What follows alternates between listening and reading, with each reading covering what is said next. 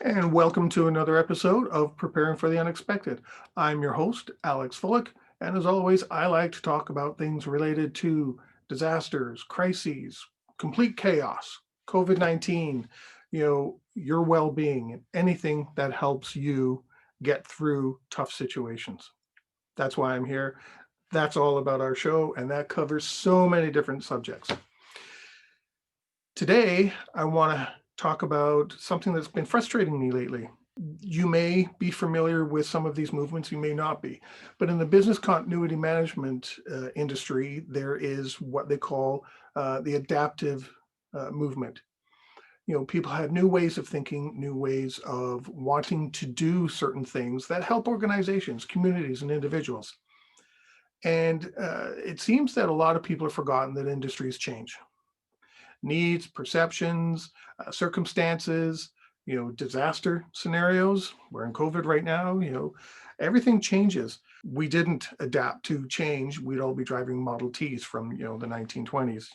We have to adapt. We have to accept change. But there's a lot of pushback from traditionalists, I'll say, that don't like these new ideas. And that's okay. It's okay not to like them, but to vigorously downplay people that do accept change and embrace change and want to improve things, that's a different story. We need to understand that change is inevitable.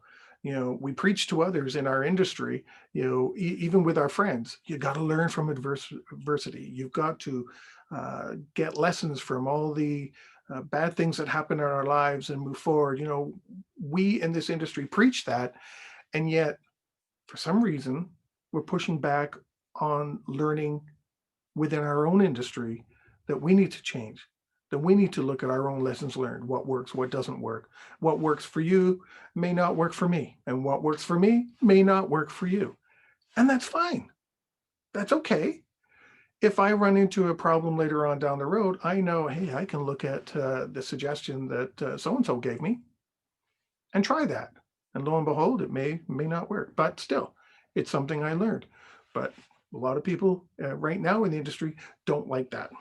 Using traditional methods, methodologies, our business impact analyses, our risk assessments, our developed contingency plans, our evacuation plans, whether they be in the office or at home. If you use the same traditional methods with encountering the same traditional issues, you're going to get the same traditional results, the same traditional levels of frustration. So you're going to have people who are going to step out and say, hey, I got an idea how we can fix that. Try this, try X, Y, Z, try A, B, C, whatever they call it. And for some reason, there are a lot of people that say, no, you can't do that. You have to stick to the tried and true methodology. Well, at one time it may have been. When BIAs first came out, and this will probably end up being a video all on its own about business impact assessments. But when they first came out, it was before Y2K. Y2K was obviously our thinking right then and there. That's where we were going with it. So we needed to follow the BIA. But since then, we've learned, we've grown, we've developed, we've encountered different situations, and they're not Y2K. Why can't we change? Why can't we adopt new change? I support the traditional approaches, and I work on the traditional approaches. I'll go to a client site and they will want me to do a BIA. Some won't. Some want me to jump straight into developing contingency plans or somewhere else. Well, that's the direction I got. That's where I got to start. I may make suggestions, if we're not going to do a BIA, I at least need A, B, and C to be able to do the part that you want me to do. We forget that. Each organization is different. They've got their own culture, their own setup. If it works for you, keep doing it. If it doesn't work for you, take a listen to what others are saying. No need to get angry and push back on people. It was interesting. Someone said a little while ago that I was talking to, they said, well, maybe it comes down to money. We've built our own big industries and applications and standards, global standards, guidelines, governing bodies, certification bodies, and all kinds of different things that are out there, books galore, even my own. I have, 7 books out there right now, finishing my 8th very, very soon. It's unbelievable that maybe they're pushing back because instead of embracing change, they're seeing a hit to financial records. But you know what? If you accept all these new ways of doing things, you can still make money. You can still, be in business.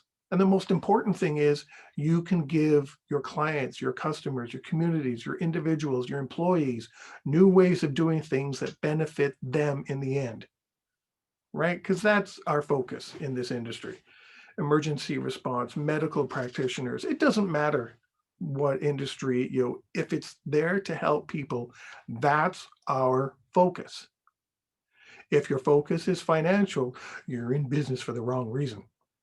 That should be the benefit of what you're doing, in my view. I do a lot of stuff. Sometimes there's very little financial reward, but I still enjoy it because I know it's helping people out there. With all these ideas with change, adaptive business continuity, getting rid of the BIA, changing the BIA, starting to show value in a different way instead of showing value through an audit report. And this is going to be a video on its own because audit and compliance, drivers of programs, that's going to be a topic. Different ways of showing our value and what we do and how we do it so that executives turn around, community leaders turn around, and your neighbor can turn around and say, hey, what Alex did helped me. What that local government representative or local agency did helped support me when I needed it most. So if there's lessons to be learned from all these different new ideas and different approaches, don't walk away from them, embrace them, because the person that could get hurt in the end could be you. Join me next time, and we'll see what we'll be talking about then. But in the meantime, stay prepared, everybody.